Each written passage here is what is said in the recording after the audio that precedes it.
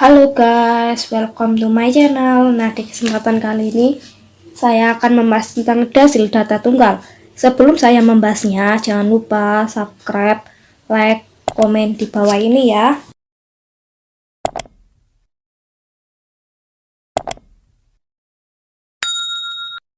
Langsung saja saya membahasnya. Pertama, kita akan mengartikan desil itu sendiri. Desil adalah titik atau skor atau nilai yang membagi seluruh distribusi frekuensi dari data yang kita selidiki ke dalam 10 bagian yang sama besar, yang masing-masing sebesar 1/10 n. Secara matematis, desil biasanya dilambangkan sebagai huruf D.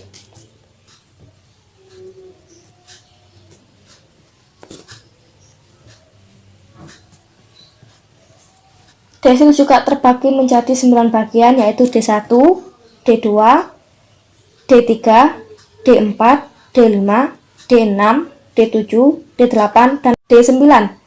Karena desil membagi data menjadi 10 bagian, maka biasanya dasar perhitungan desil memakai angka per 10. Jadi di sini kita jumpai sebanyak 9 buah titik desil, di mana ke-9 buah titik desil itu membagi seluruh distribusi frekuensi ke dalam 10 bagian yang sama besar. Kegunaan desil adalah untuk menggolong-golongkan suatu distribusi data ke dalam 10 bagian yang sama besar, kemudian menempatkan subjek-subjek penelitian ke dalam 10 anggota tersebut. Cara menentukan desil dibagi menjadi dua tipe, yaitu desil data tunggal dan desil data berkelompok. Yang kita bahas sekarang ini desil data tunggal. Contoh desil data tunggal. Contoh D1 itu 1/10 n, D2 2/10 n, D3 3/10 n, dan seterusnya sampai D9 ya. Dari ini maka diketahui rumus desil tunggalnya.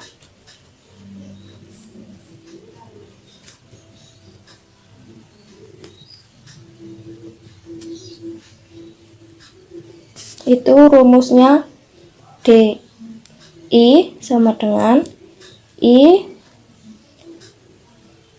kurung N tambah 1 tutup kurung per 10 dengan keterangan D ini desil, I ini bilangan bulat kurang 10, 1, 2, 3, sampai 9, N ini banyaknya data.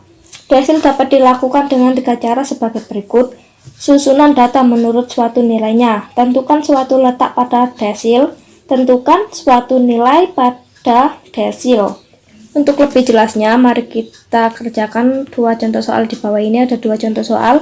Yang pertama, nilai pada pelajaran statis 1 terdapat sebanyak 10 mahasiswa dengan nilai 60, 80, 90, 70, 85, 95, 75, 65, 70, dan 65.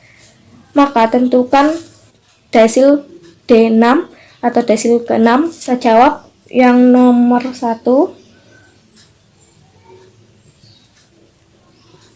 Pertama kita akan mengurutkan nilai ini. Yang paling kecil 60, 65, 65,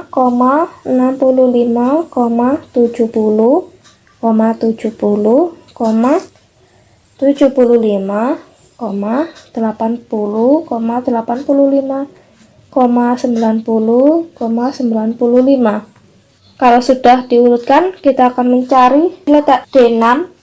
Rumusnya DI sama dengan I N tambah 1/10. D-nya di sini D6, I-nya 6, N-nya 10 tambah 1. Dari mana N ini? Dari banyaknya data atau banyaknya nilai per 10. 10 tambah 1 hasilnya 11 kali 6 hasilnya 66/10. Maka 66/10 itu hasilnya 6,6. Jadi letak D6 nya pada urutan ke 6,6 sehingga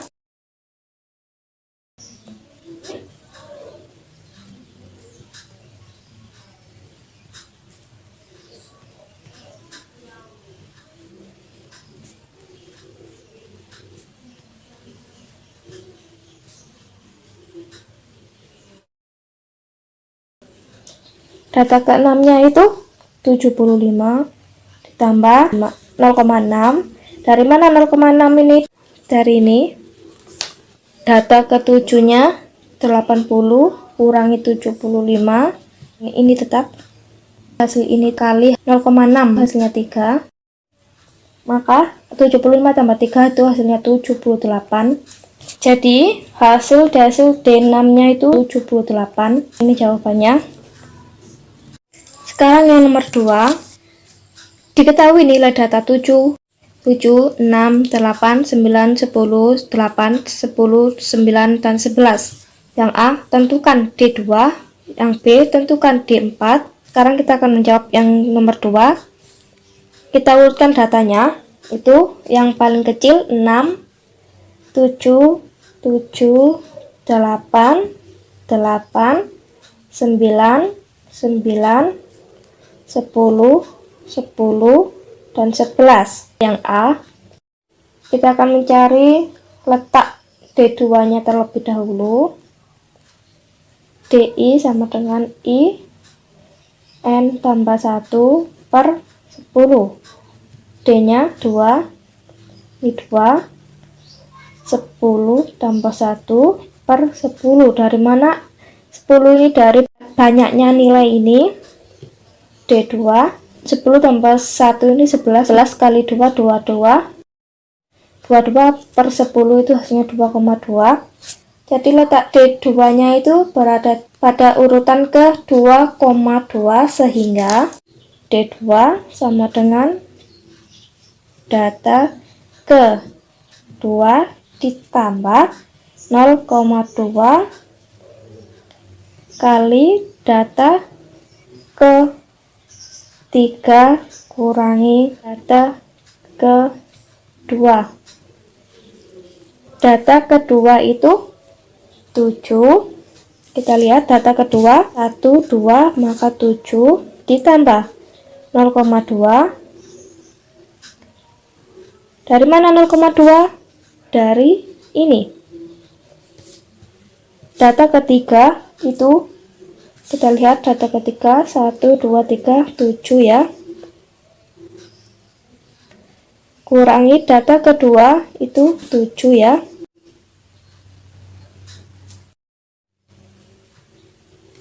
Tujuh kurangi 7 kali 0,2 itu hasilnya 0. Maka 7 tambah 0 hasilnya 7. Jadi D2-nya itu hasilnya 7. Ini jawabannya ya. Sekarang yang B. Pertama kita akan mencari letak urutan data ke D4 ya. DI sama dengan I N tambah 1 per 10. D4, I-nya 4, N-nya 10 tambah 1 per 10. 10 tambah 1 11 kali 4 44 per 10. 44 per 10 itu hasilnya 4,4. Maka D4-nya itu terletak pada urutan ke 4,4, sehingga D4 sama dengan data ke-4 tambah 0,4. Dari mana 0,4? Dari ini ya. Kali data ke-5 kurangi data ke-4. Data ke-4-nya itu kita lihat 1, 2, 3, 4, 8 ditambah 0,4 kali data ke-5-nya kita lihat 1, 2, 3, 4, 5, 8 kurangi data ke-4-nya itu 8. Maka 8 kurangi 8 kali 0,4 itu hasilnya 0. Maka 8 tambah 0 hasilnya 8. Jadi hasil D4-nya itu 8. Ini jawabannya. Nah, itu saja dari saya. Apabila ada yang salah atau kurang, atau penjelasan saya kurang jelas, atau penulisannya kurang jelas, saya mohon maaf. Jangan lupa subscribe, like, komen di bawah ini ya.